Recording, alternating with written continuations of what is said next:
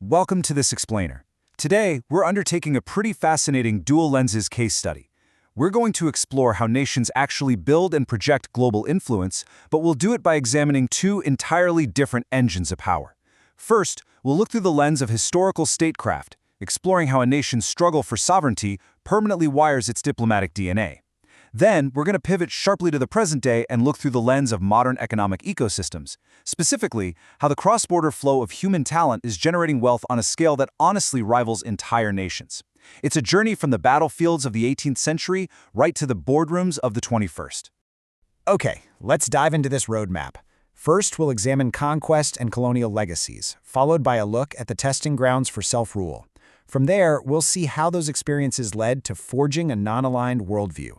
Then we shift gears to our economic lens, exploring the immigrant innovation engine, and finally, a trillion-dollar economic impact.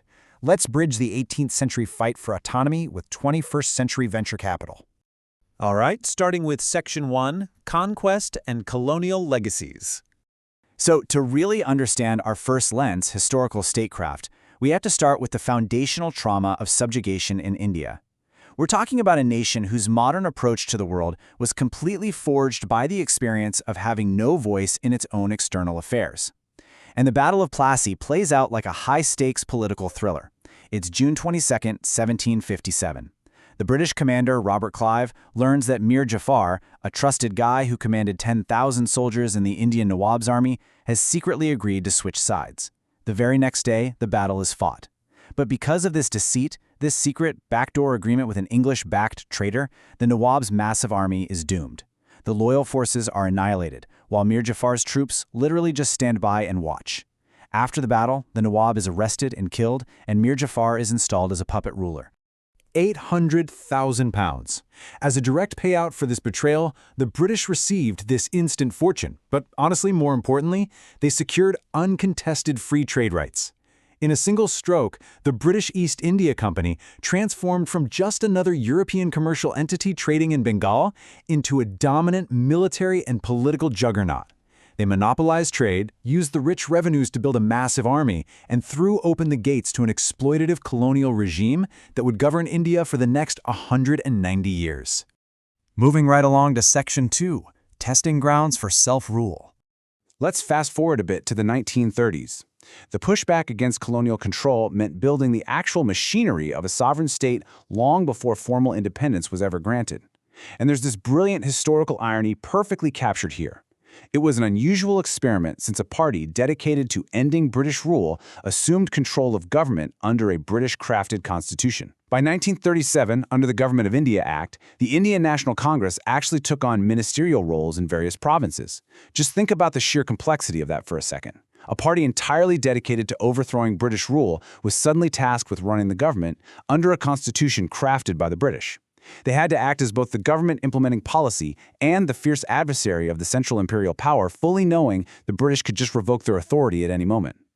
Now, what's really interesting about this slide is measuring this brief 28-month testing ground for self-rule. It reveals a highly complex picture. On the achievement side, the Congress ministries did some remarkable work. They repealed harsh press limits, they freed thousands of political prisoners, and they rolled out critical debt relief and agricultural reforms. But there were very distinct limitations. While primary tenants benefited from land reforms, subtenants and unorganized farm workers largely missed out. And ironically, despite championing civil liberties, the Congress ministries themselves actually utilized police powers to detain certain leftist and communist critics. It was an imperfect but absolutely vital dress rehearsal for full self-government. Which brings us to Section 3. Forging a non-aligned worldview. Those decades of resistance, of fighting tooth and nail for a voice and experimenting with self-rule, directly forged the nation's post-independence foreign policy. Having just escaped subjugation, independent India fiercely guarded its autonomy, birthing the doctrine of non-alignment. Now, this is a term that's often misunderstood as just staying neutral. It is explicitly not neutrality, non-involvement, or isolationism.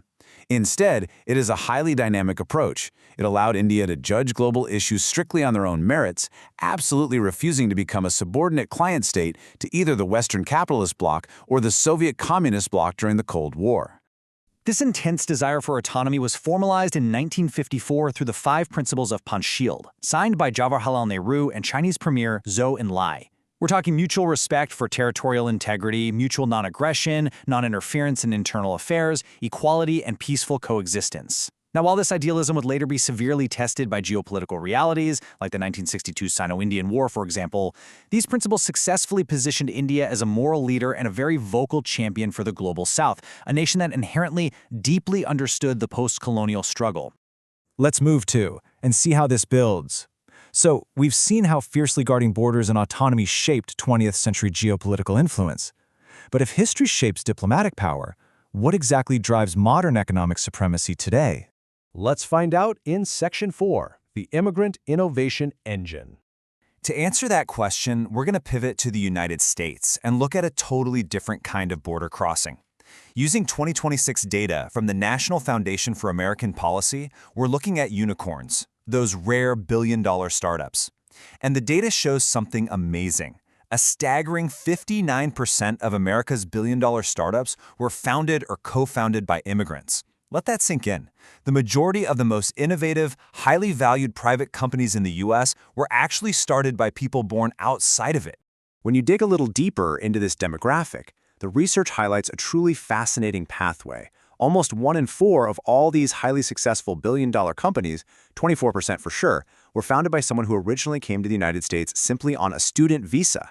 It really showcases how educational pathways frequently serve as the genesis for massive economic innovation.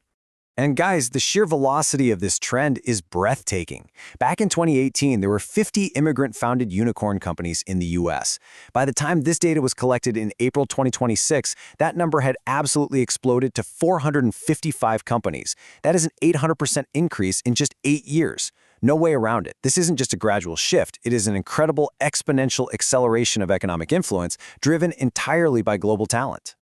Let's wrap our heads around the big picture in Section 5, $1 trillion economic impact.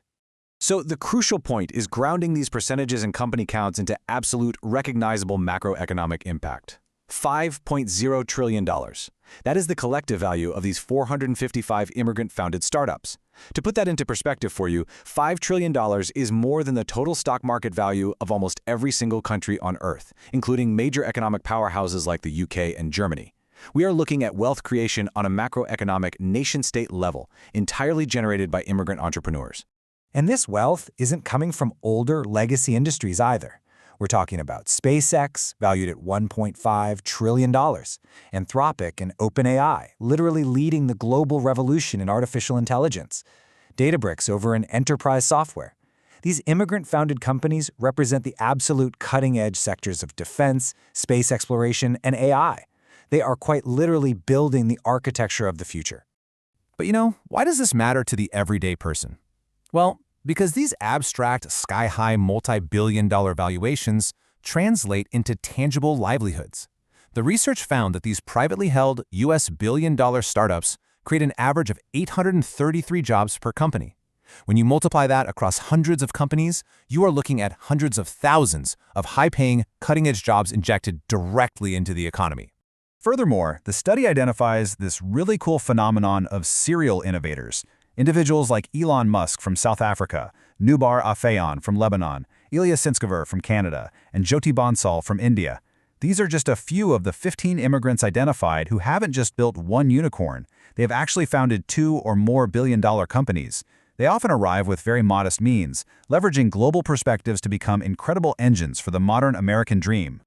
Which brings us to our final thought, tying the two halves of our explainer together today.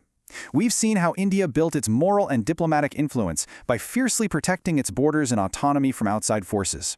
Yet, we've also seen how the United States is building unprecedented, multi-trillion-dollar economic influence precisely by pulling global talent across its borders. So I leave you with this question to ponder. In an increasingly interconnected world, where does true global influence lie today? Is it in fiercely guarding national autonomy or in opening doors to global innovation? Thank you so much for exploring these dual lenses of power with me, and keep questioning the world around you.